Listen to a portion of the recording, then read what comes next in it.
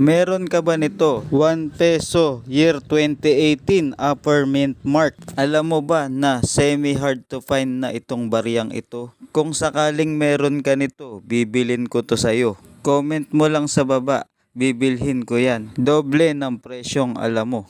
Marami pa tayong iba't ibang klase ng semi-hard to find coins na binibili. Kung interesado ka at gusto mo ding makapagbenta ng mga barya na aking hinahanap at binibili, maging updated ka lamang dito sa ating Facebook page na Bulacan Coins Buyer TV at i-check mo ang ating mga video na aking mga patuloy na binibili. 100% sure ako na ikaw na ang susunod kong mabibilihan. So ano pang hinihintay mo? Sundin lamang ang proseso.